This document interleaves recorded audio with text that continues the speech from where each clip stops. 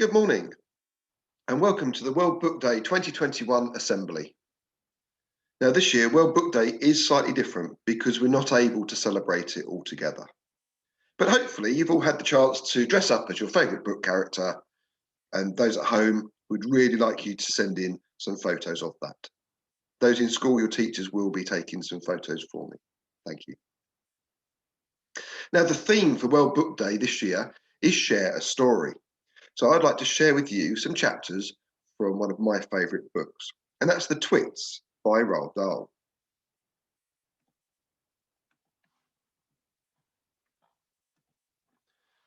The Glass Eye. You can play a lot of tricks with a glass eye because you can take it out and pop it back in any time you like. You can bet your life Mrs. Twit knew all the tricks. One morning she took out her glass eye and dropped it into Mr. Twit's mug of beer when he wasn't looking. Mr. Twit sat there drinking the beer slowly. The froth made a white ring on the hairs around his mouth. He wiped the white froth onto his sleeve and wiped his sleeve onto his trousers. "You're plotting something," Mrs. Twit said, keeping her back turned so he wouldn't see that she'd taken out a glass eye. "Whenever you go all quiet like that, I know very well you're plotting something." Mrs. Twit was right. Mr. Twit was plotting away like mad. He was trying to think up a really nasty trick he could play on his wife that day. "You'd better be careful," Mrs. Twit said, "because when I see you starting to plot, I watch you like a wombat." "Oh, do shut up, you old hag," Mr. Twit said. He went on drinking his beer, and his evil mind kept working away on the latest horrid trick he was going to play on the old woman.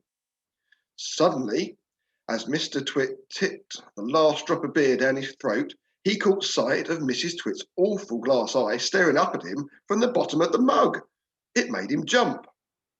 "I told you I was watching you," cackled Mrs. Twit. "I've got eyes everywhere, so you'd better be careful." Frog. To pay her back for the glass eye in his beer, Mr. Twit decided he would put a frog in Mrs. Twit's bed. He caught a big one down by the pond and carried it back secretly in a box. That night, when Mrs. Twit was in the bathroom getting ready for bed, Mr. Twit slipped the frog between her sheets.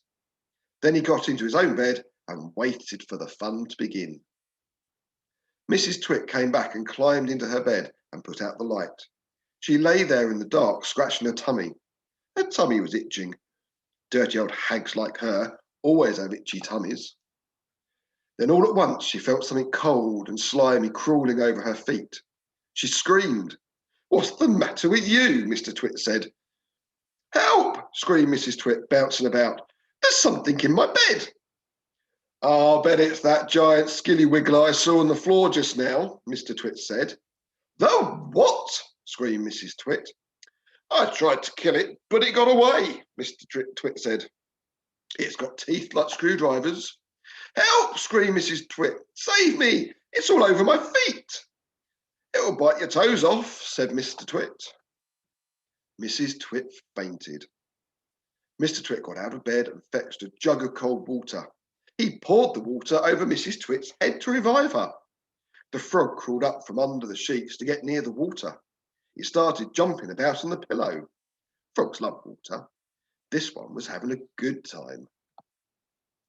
When Mrs. Twit came to, the frog had just jumped onto her face. "This is not a nice thing to have happened to anyone in bed at night," she screamed again. "By golly, it is a giant skilly wiggler," Mr. Twit said. "It'll bite off your nose." Mrs. Twit leapt out of bed and flew downstairs and spent the night on the sofa. The frog went to sleep on her pillow. And finally, the wormy spaghetti.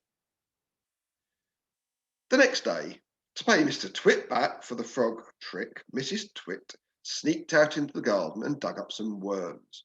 She chose big long ones and put them in a tin and carried the tin back to the house under her apron. At 1 o'clock, she cooked spaghetti for lunch and she mixed the worms in with the spaghetti, but only on her husband's plate. The worms didn't show because everything was covered in tomato sauce and sprinkled with cheese. "Hey, my spaghetti's moving," cried Mr. Twit, poking around in it with his fork. "It's a new kind," Mrs. Twit said, taking a mouthful from her own plate, which of course had no worms. "It's called squiggly spaghetti. It's delicious. Eat it up while it's nice and hot." Mr. Twit started eating, twisting the long tomato-covered strings around his fork and shoveling them into his mouth. Soon there was tomato sauce all over his hairy chin. "It's not as good as the ordinary kind," he said, talking with his mouth full. "It's too squishy." "I find it very tasty," Mrs. Twit said. She was watching him from the other end of the table. It gave her great pleasure watching him eating worms. "I find it rather bitter," Mr. Twit said. "It's got a distinctly bitter flavour. Buy the other kind next time." Mrs. Twit waited until Mr. Twit had eaten the whole plateful. Then she said, "You want to know why your spaghetti was squishy?" Mr. Twit wiped the tomato sauce from his beard with a corner of the tablecloth. "Why?" he said. "And why it had a nasty bitter taste?" "Why?" he said. "Because it was worms," cried Mrs. Twit, clapping her hands and stamping her feet on the floor and rocking with horrible laughter.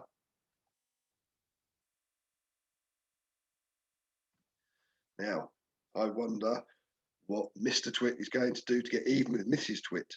I'm sure it'll be something just as horrid.